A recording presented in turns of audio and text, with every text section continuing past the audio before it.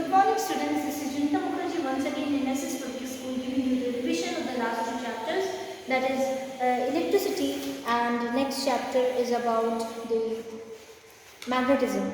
So electricity, this particular chapter, in this particular chapter electricity, what we have is so many things that are essential for it, and the next chapter 13, magnetic effect of electric current. In these two chapters are very much important in case you have final is concerned, that is board exams are concerned. So in this particular chapter we will have to learn what is an electric current and electric circuit. Electric current is nothing but the changing of or traveling of the electrons from one place to another itself, and that is from the positive terminal of the battery to the negative terminal of the battery itself, and thus the electric current flows through it, and thus a circuit has been made by closing the key with the battery and an ammeter or maybe a bulb connected to it. So closing the key is what we call the circuit itself, and it is there connected with this of connecting wires itself.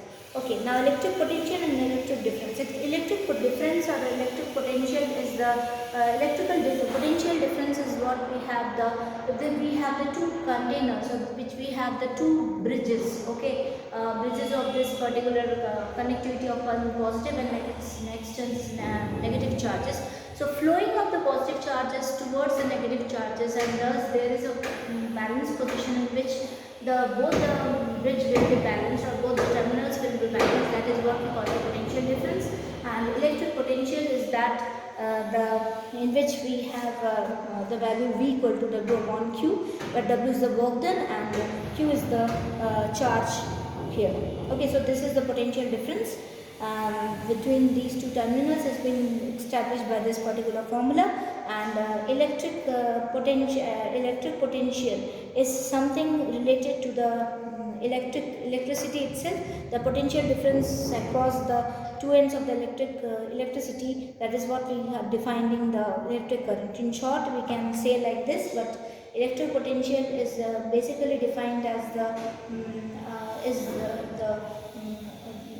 potential difference between the two terminals of electricity. Okay, so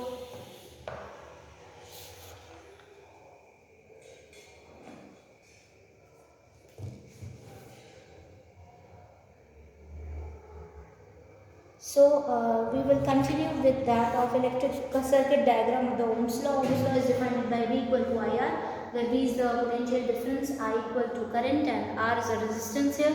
So we will have a straight line graph. In this particular graph, the potential difference will be increasing, and thus the current will also be increasing in the same respect, and thus we will get a straight line graph, which is also called the ohmic graph itself. We will have a circuit made by this. Now factors on which the resistance of the conductor depends. The factors are the resistance is dependent upon the L. It is directly proportional to the cross sectional area, and it is equal to the rho LA, where rho is the proportionality constant, which is called the resistivity of the material of the conductor. Resistance of the system of resistors are being defined by the two ways, that is series in resistors in series, that is defined by Rs is equals to R1 plus R2 plus R3, and resistance in parallel will be defined by 1 upon Rp, that is equal to 1 upon R1 plus 1 upon R2 plus 1 upon R3 itself. Now the heating effect of the current is defined by H is equals to I square RT, where we know that when the heating of a particular circuit is being it liberates some kind of energy into the surrounding itself, and thus the heating effect of the electric current is there in the circuit itself.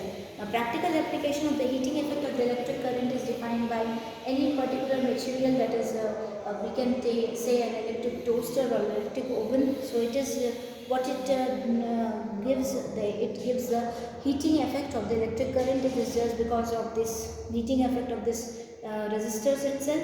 So okay, now electric power is defined by P equal to VI, and it is defined by P equal to I square R or equal to V square upon R itself. SI unit of electric power is watt, and it is defined by 1 kilowatt is equals to 1 volt on 1 into 1 ampere, or 1 kilowatt hour is equals to 1000 watt into 3600 seconds, or 3.6 into 10 power 6 joule. Okay, so this is how the this chapter ends. Now, in the magnetic effect of electric current, here we have the Oersted in Christine Hans Oersted Christine in 1777 to 1851. He has deduced the laws of magnetic effect. Magnetic field is there in the bar magnet, and thus the magnetic field lines are being defined by this particular magnets. Though magnetic field lines never intersect each other, they are moving from north to the south pole of the magnet. They are in the concentric circles when there is an electricity pass through it. Okay, so magnetic field due to current in a straight conductor. In a straight conductor, where it is, we have a wire connected to this particular hole of in the cardboard, and thus the pins have been thrown, some pins in that particular cardboard. We will see after some times when the current will be, when the circuit will be closed, the pins will be in the concentric circles, shows that there is a magnetic field established between them when the electric current is passing through it.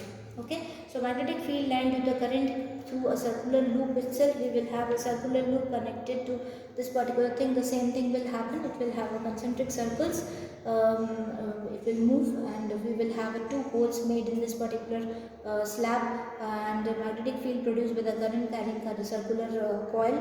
Magnetic field due to current in a solenoid. When we have a solenoid connected to the key and with the battery itself, what happens to this solenoid? We have the coil of many circular turns of insulated copper wrapped in this closely in a shape of a cylinder, which is called a solenoid. The patterns of the magnetic fields around the circular coil of a solenoid is being given. Comparing the fields of the magnet, there will be magnetic field around the bar magnet itself. So there will be the magnetic folds which behaves at the south pole and north pole, and the field inside the solenoid are in the form of the plane straight line itself. Thus, the magnetic field will be same at all the points of the solenoid itself, and the field of the field will be uniform inside the solenoid. The strong field will be produced inside the solenoid when it is used to magnetize a piece of a magnetic material, soft iron core. When placed in the coin or the current, the magnet so formed is called the electromagnets. So, solenoid with a battery and a key, it is forming an electromagnet itself. Now, force of a current carrying conductor, with this, Fleming's left hand rule is being followed up, in which thumb implies the motion. This particular finger, this side, this thumb is called the motion. This is called the field, and this is called the current itself, direction of the current, and the force of the current carrying conductor. When we have a bar magnet. Bar magnet with the ends connected with that of the string, and it is being swing like a swing, and it is being observed that when we bring a magnet, it will align itself to the north-south direction as shown in the figure. This is very important topic to behold.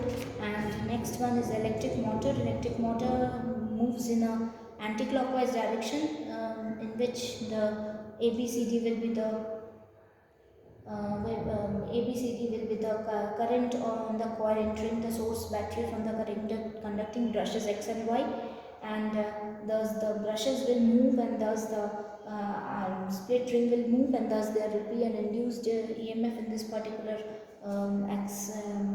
axle, and thus the electric current will be induced. So electromagnetic induction, you know it very well. It's a kind of the solenoid we have taken, or you can take a coil connected to the galvanometer and a magnet. When the magnet moves here and there, or magnet is moving, there will be a conduction, there will be a change current in the galvanometer. When this particular position stops, there will be no current in the conductor. It is same with that of the coil 1 and coil 2 in the same manner.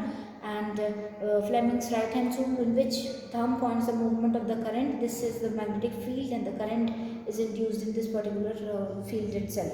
So these are the important topics to behold. Electric generator, in which the it moves in a clockwise direction.